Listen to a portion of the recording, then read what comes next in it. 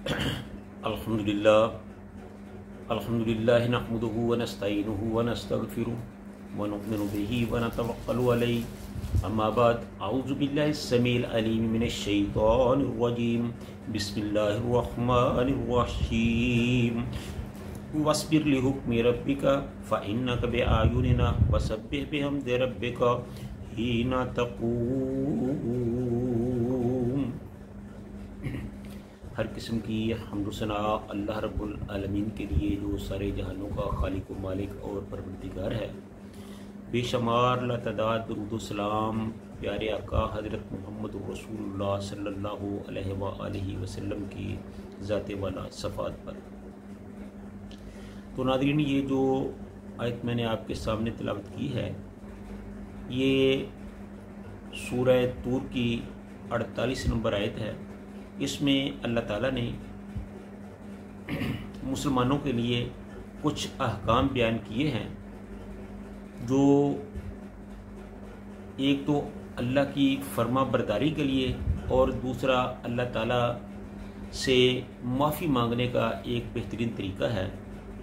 अल्लाह ताला फरमाते हैं कि वस्बिर लिहुक्मि रब्बिका फ़इन्नका बिअयुनिना वसब्बिह बिहम्दि रब्बिका हीना तक़ूम।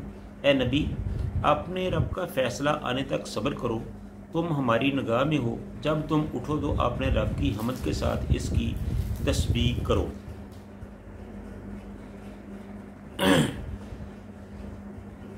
दूसरा मफ़हूम ये भी हो सकता है कि सब्र व इस्तिकामत के साथ अपने रब के हुक्म की तामील पर डटे रहो, यानी हम तुम्हारी निगहबानी कर रहे हैं, तुम्हें तुम्हारे हाल पर नहीं छोड़ दिया।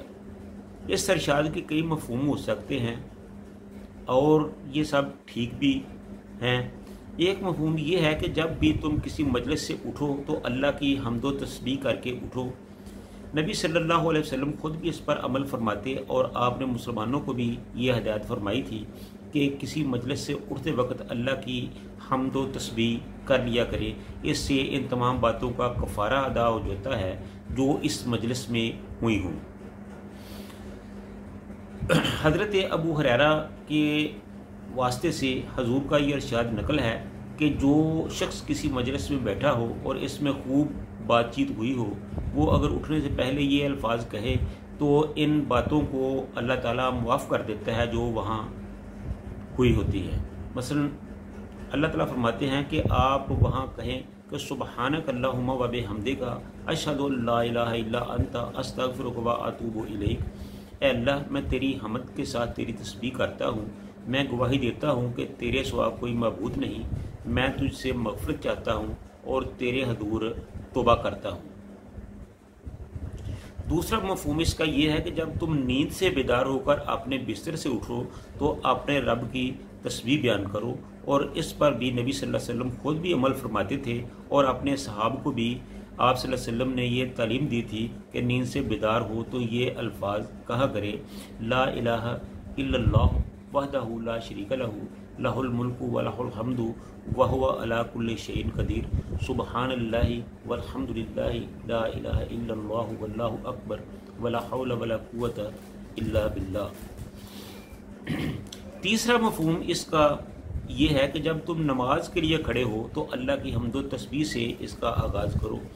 इसी हुक्म की तामील में रसूलुल्लाह सल्लल्लाहु अलैहि वसल्लम ने ये हदायत फरमाई कि नमाज की इब्तिदा तकबीर तहरीमा के बाद इन अल्फाज से की जाए, सुबहानक अल्लाहुम्मा व बिहम्दिका व तबारक अस्मुका व तआला जद्दुका वला इलाहा गैरुक। ये भी अल्लाह ताला की तस्बीह व तमहीद है। चौथा मफ़हूम इसका ये है कि जब तुम अल्लाह की तरफ दावत देने के लिए उठो तो अल्लाह की हम्द व तस्बीह से इसका आगाज़ करो। ये भी नबी सल्लल्लाहु अलैहि वसल्लम का मुस्तकिल मामूल था कि आप हमेशा अपने खुतबों का आगाज़ हम्द व सना से फरमाया करते थे कि आप सल्लल्लाहु अलैहि वसल्लम जब भी कोई गुफ्तगू शुरू करते तो इस गुफ्तगू को शुरू करने से पहले अल्लाह ताला की हम्द व सना बयान फरमाते, तो उसके बाद अपनी बातचीत को शुरू करते।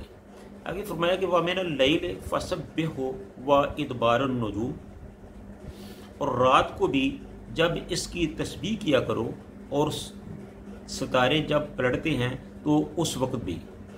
اس سے مراد مغرب اور عشاء اور تہجد کی نمازیں بھی ہیں، اور تلاوت قرآن بھی، اور اللہ کا ذکر بھی ہے۔ ستاروں کے پلٹنے سے مراد رات کے آخری حصہ میں ان کا غروب ہونا اور سپیدی صبح کے نمودار ہونے پر ان کی روشنی کا ماند پڑ جانا ہے، اور یہ نماز فجر کا وقت ہے۔ تو اس طرح ان آیات میں اللہ تعالیٰ نے تسبیح و تحمید کا ذکر کیا ہے کہ تم جب بھی کوئی کام شروع کرنے لگو تو اللہ تعالیٰ کی حمد و ثنا جو ہے وہ بیان کیا کرو۔ کسی بھی گفتگو سے پہلے اللہ تعالیٰ کی حمد و ثنا بیان کرو اور پھر اس کے بعد اپنی گفتگو کا آغاز کرو۔ یہ بہترین طریقہ اور سلیقہ بھی ہے اور سنت رسول بھی ہے۔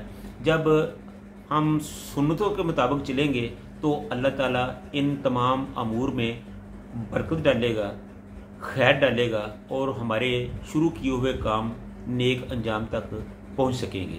تو اس لیے ہمیں اللہ تعالیٰ کے بتائے ہوئے اور رسول اللہ صلی اللہ علیہ وسلم کے بتائے ہوئے فرامین اور طریقوں کے مطابق اپنی زندگی کو گزارنا چاہیے۔ اللہ تعالیٰ ہم سب کی رہنمائی فرمائے اور دین پر عمل کرنے کی توفیق عطا فرمائے۔ وآخر دعوانا ان الحمد للہ رب العالمین۔